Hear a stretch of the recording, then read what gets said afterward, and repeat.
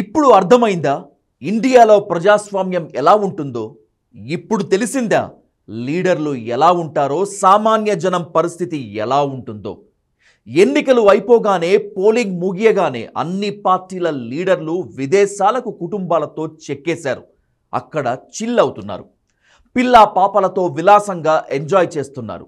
తెలుగు రాష్ట్రాల్లో పేదవాళ్ల కోసం పోరాడే గొప్ప నాయకులు అమెరికాలో, స్వీడన్, యూకేలో, బాలీలో రిలాక్స్ అవుతున్నారు.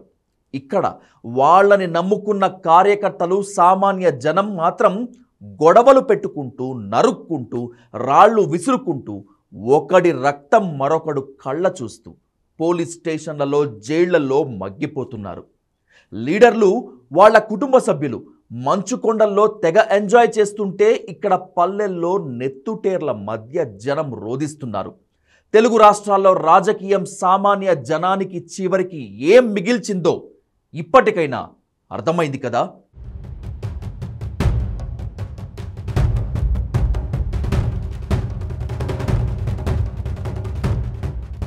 ఏపీలో ఒక పల్లెటూరు ఇది. పోలింగ్ అయ్యాక కనిపించిన దృశ్యం ఇది. వందల మంది ఆటవికంగా ఒకరిపై ఒకరు రాళ్లు విసురుకుంటూ, కర్రలతో కొట్టుకుంటున్నారు.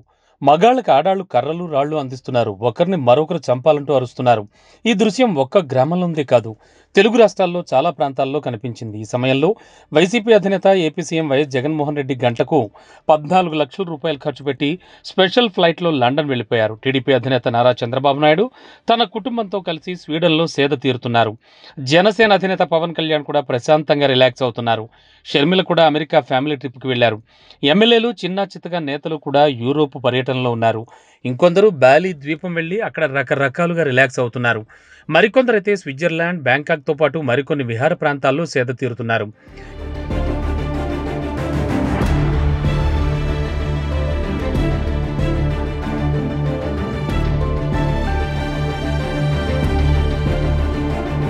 ఇదే సమయంలో పల్నాడు, మాచర్ల, చిత్తూరు, అనంతపురం, కోస్తా జిల్లాలు, విశాఖ ప్రాంతాల్లో జనం పిచ్చెక్కినట్లు రాళ్లతో మూకుమ్మడి దాడులు చేసుకుంటున్నారు.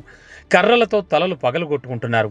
తమ ప్రియతమ నాయకుల కోసం, పార్టీల కోసం పోలింగ్ అయ్యాక కూడా ఆగని క్రోధంతో, పగ ప్రతీకారాలతో ఒకరి ప్రాణాలను మరొకరు తీసుకోవాలని ఆవేశంతో, ఉద్రేకంతో ఊగిపోతూ కత్తులు, కటార్లు పట్టుకుని తెగబడుతున్నారు. వీళ్ళని చూస్తే జాలేస్తోంది. ఎవరి కోసం ఈ ప్రాణాలు వదులుకుంటున్నారు? ఎవరి కోసం ఇంత ఆధునిక యుగంలో కూడా ఆటవిక మూకల్లా తలపడుతున్నారో అర్థం కావట్లేదు.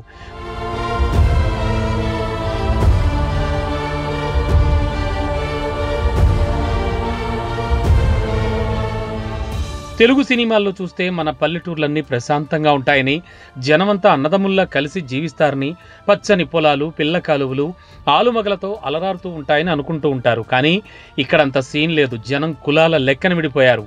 వర్గాలు లెక్కన కొట్టుకుంటున్నారు. పార్టీల లెక్కన నిత్యం పొడుచుకు చేస్తున్నారు.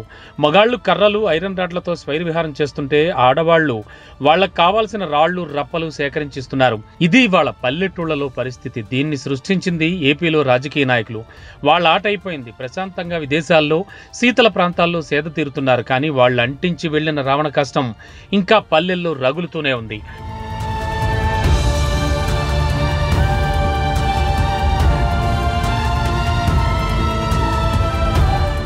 వాడు ఆ కులం, వీడు మనవాడు, ఈ కులం వాళ్ళం, వాడు ఆ పార్టీ వాడు, మనం ఈ పార్టీ వాళ్ళం, ఇలా అనుకుంటూ బృందాలుగా విడిపోతూ అల్లర్లు చేసుకుంటున్నారు. ఆస్తులు తగలబెట్టుకుంటున్నారు. అసలు ఏ సంబంధం లేకుండానే ఆంధ్రప్రదేశ్లో పోలింగ్ తర్వాత జరిగిన హింసలో ఇప్పటికే 1500 మందికి పైగా అరెస్ట్ అయ్యారు. అల్లర్లకు పాల్పడిన మరికొన్ని వందల మందిని గుర్తించారు. వాళ్ళు రేపో మాపో జైల్లోకి వెళ్తారు. వాళ్ళ కుటుంబ సభ్యులు హలో లక్ష్మణ అంటూ ఏడుస్తున్నారు. ఎలక్షన్ కమిషన్ పెట్టే కేసుల కోసం మరో 10 ఏళ్లు పోలీస్ స్టేషన్ల చుట్టూ, కోర్టుల చుట్టూ తిరుగుతూనే ఉండాలి. బెయిల్ కోసం 1000 రూపాయలు అప్పులు చేసి, ఆస్తులు తెగనమ్మి కట్టి మరీ బయటకు రావాలి. ఎవరి కోసం చేశారు ఇదంతా? ఎందుకోసం చేస్తున్నారు ఇదంతా? అధికారంలోకి వచ్చేదెవరు? కుర్చీలో కూర్చునేదెవరు? సామాన్య జనానికి ఆ అధికార పీఠంతో ఏం సంబంధం? మరి వీళ్ళు ఎందుకు కొట్టుకు చేస్తున్నారు? ఎన్నడైనా, ఎప్పుడైనా ఒక్కరోజు ఆలోచించారా?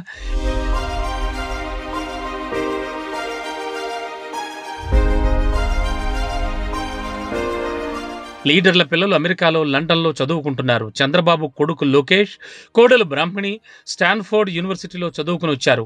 జగన్ కూతుళ్ళిద్దరూ లండన్లో చదువుతున్నారు. షర్మిల పిల్లలు అమెరికాలో చదువుతున్నారు. పవన్ కళ్యాణ్ పిల్లలు ఖరీదైన స్కూళ్లలో ఉన్నారు. మరి జనం పిల్లలు పొలాల్లో పశువులు కాస్తున్నారు, వాచ్మెన్లుగా పనిచేస్తున్నారు. చదువు సంధ్య లేక మోటార్ మెకానిక్స్గా స్థిరపడుతున్నారు.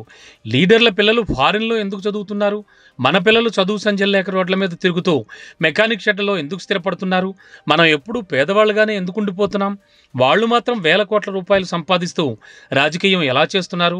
రాజశేఖర్ రెడ్డి, చంద్రబాబు హయాంలోనూ పల్లెల్లో కొట్టుకు చచ్చారు. లోకేష్, జగన్మోహన్ రెడ్డి హయాంలోనూ పల్లెల్లో కొట్టుకు చస్తున్నారు. అంటే వాళ్ళ తరాలు మారుతున్నాయి. వాళ్ళు ముఖ్యమంత్రులు, మంత్రులు, ఎంపీలు అవుతున్నారు. లక్షల కోట్లు సంపాదిస్తున్నారు. జనం మాత్రం మారట్లేదు. అదే పేదరికంలో ఉన్నారు. ఇంకా ఇప్పటికీ ఎన్నికల్లో పల్లెల్లో తలలు పగలగొట్టుకుంటూనే ఉన్నారు.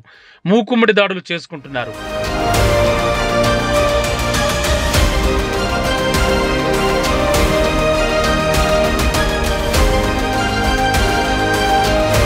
పోలింగ్ అవ్వగానే లీడర్లంతా ఫ్యామిలీలతో కలిసి విదేశాలకు పారిపోయారు. వాళ్ల కోసం ఇక్కడి పిచ్చి జనం రక్తాలు వచ్చేలా తలలు పగలగొట్టుకుంటున్నారు.